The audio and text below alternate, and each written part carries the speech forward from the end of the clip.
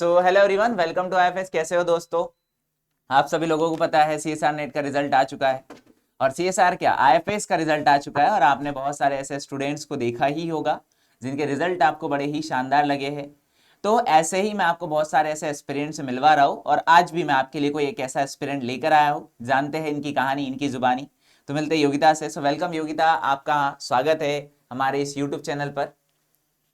Thank you sir. So Yogita, सबसे firstly मैं questions की शुरुआत हमेशा एक ही क्वेश्चन से करता हूं कि आपका क्या पर्पस था इस एग्जाम के लिए। सर मुझे टीचिंग में इंटरेस्ट है, तो असिस्टेंट प्रोफेसर बनने के लिए सीएसआर नेट ज़रूरी होता है एलिजिबिलिटी के लिए। तो इसीलिए मैंने प्रिपरेशन स्टार्ट की। सो योगिता योगिता, आप किस रीजन से बिलोंग करते हो? सर आगरा, अच्छा, आगरा उत्तर रीजन प्रदेश। से। Okay okay. जी सर। तो मतलब वहां पर भी पीएससी समथिंग कुछ होती होगी ना? जी सर। Okay okay. सो आपका मास्टर्स किस सब्जेक्ट में फिर? सर बॉटनी में। अच्छा, बॉटनी में है। तो योगिता, आपको बॉटनी के होने के बावजूद सीएसआर नेट की प्रिपरेशन में कोई प्रॉब्लम हुई? नो सर, इतना प्रॉब्लम नहीं हुआ है। डेव बायो और एनिमल फिजियो को छोड़ दिया था, बाकी सब तो सेम ही रहता है। अच्छा, किसी थोड़ा यूनिट को अगर छोड़ दिया जाए तो भी इस एग्जाम को क्वालिफाई किया जा सकता है? बिल्कुल सर। कैसे? सर आपको पहले तो मतलब मैंने तो एनसीईआरटी से स्टार्ट किया था शुरू में। उनसे बेसिक कॉन्सेप्ट क्लियर हुए। देन आपके पास चॉइसेस भी एग्जाम में मतलब इतनी सारी होती हैं कि आप 7-8 यूनिट भी कंप्लीट कर लोगे तो हो जाता है उससे। लेकिन वो 7-8 यूनिट आपकी ऐसी होनी चाहिए कि कहीं से भी क्वेश्चन आ जाए आप उनको कर पाओ। और सबसे बड़ी मतलब प्रॉब्लम ये होती है स्टूडेंट्स को कि वो क्वेश्चन को टैकल नहीं कर पाते हैं। मतलब टॉपिक उनको क्लियर होता है, रिवीजन भी बढ़िया तरीके से करते हैं, लेकिन जब क्वेश्चन सॉल्व करने की बारी आती है तो उनको थोड़ी प्रॉब्लम होती है। जब टीचर समझा देते हैं तो उनको लगता है कि हाँ ये हो सकता था, तो उन पे वर्क करना जरूरी होता है। आपको पीवाईक्यूज बहुत ज्यादा लगानी चाहिए। सो योगिता, आपका रिजल्ट क्या रहा वैसे? सर मेरी ऑल इंडिया रैंक 55 है, एलएस क्लियर हुआ है। Okay okay. सो योगिता, आप आईएफएस के किस प्लेटफॉर्म के साथ कनेक्टेड थे? सर यूट्यूब पर क्लासेस ली थी मैंने सारी। Okay okay. सो आपको क्या लगता है कि अभी तो एलएस हुआ है, एलएस से जेआरएफ की जर्नी अगर तय करनी है तो आपको क्या एफर्ट्स लगाने पड़ेंगे, क्या करना पड़ेगा जो कि इस बार आपने नहीं किया?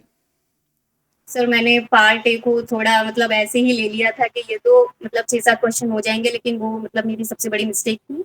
तो मुझे लगता है कि जो मतलब टॉपिक्स मतलब इजी होते हैं उनको आपको करके जाना चाहिए। हमें ऐसा लगता है हमेशा कि बायो स्टूडेंट्स हैं तो मतलब मैथ्स को मतलब हमसे आएगी नहीं। पर जो 10th में जो हमारा मेंटल लेवल होता है उससे तो काफ़ी बढ़ जाता है, तो आपको ये सोचना चाहिए कि आप उन टॉपिक्स को ईजिली कर पाओगे।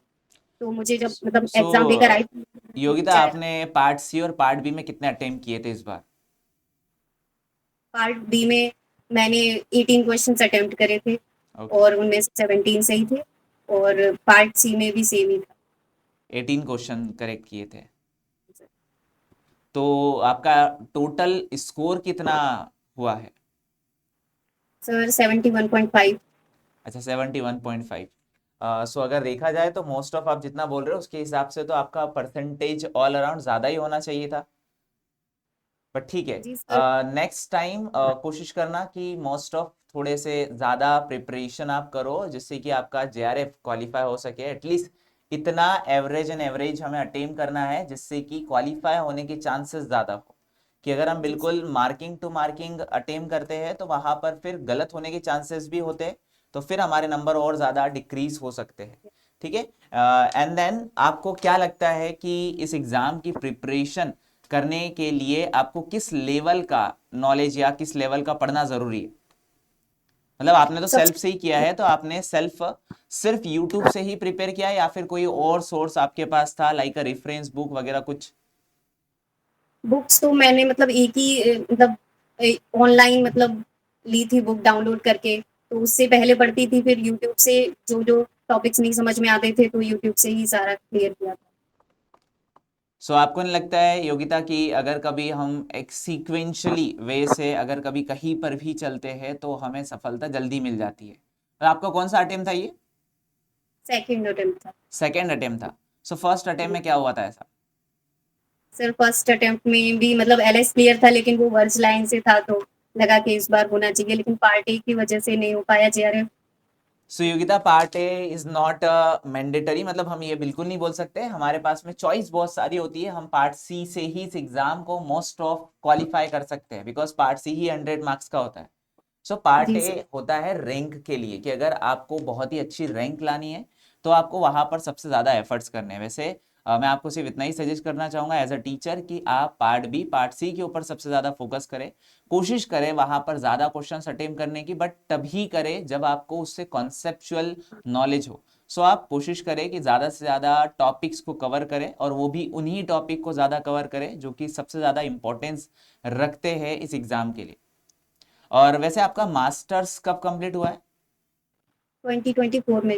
अच्छा, 24 के अंदर कंप्लीट हुआ है, आप रिसेंटली ही हो। होप सो कि आपका बहुत अच्छा रिजल्ट रहा है, वैसे कि एलएस आपका पहली ही टाइम क्वालिफाई हो गया। वैसे आप अच्छे ही हो पढ़ने में। और क्या लगता है आपको कि इस एग्जाम के लिए किस तरीके का शेड्यूल आपने इस्तेमाल किया था? सर मैंने तो मतलब मेरा शेड्यूल हर हफ्ते चेंज होता रहता था। तो मतलब मैंने यूनिट जो इजी यूनिट होती थी उनको मतलब मैं जल्दी करके मतलब लास्ट में करती थी, और जब जैसे सुबह के टाइम पे थोड़ा एनर्जी ज्यादा होती है तो जो यूनिट्स मुझे डिफिकल्ट लगती थी तो मैं उनको करती थी, उनको कौन सी ज्यादा यूनिट टाइम। आपकी सबसे बेस्ट थी? Sir cell biology. कौन सी? Cell cell bio, okay. Biology. Cell bio तो बहुत बढ़िया। So thank you and then congratulation Yogita, कि आपका एलएस इस बार क्वालिफाई हुआ। नेक्स्ट टाइम जरूर जेआरएफ होगा। बस इस तरीके के एफर्ट्स लगाते रहिए और अपने एक डायरेक्शन वाइज स्टडी करिए, और कोशिश करिए ज़्यादा से ज़्यादा क्वेश्चन अटेम्प्ट करने की, पर उसको कॉन्सेप्चुअल समझने की भी बहुत ज़रूरत है। और थैंक यू फॉर कि आपने जो भी हमारे दर्शकों को गाइडेंस दी है, होप्स हो कि उनको कहीं ना कहीं एक पॉजिटिव इम्पैक्ट ज़रूर मिलेगा। Thank you.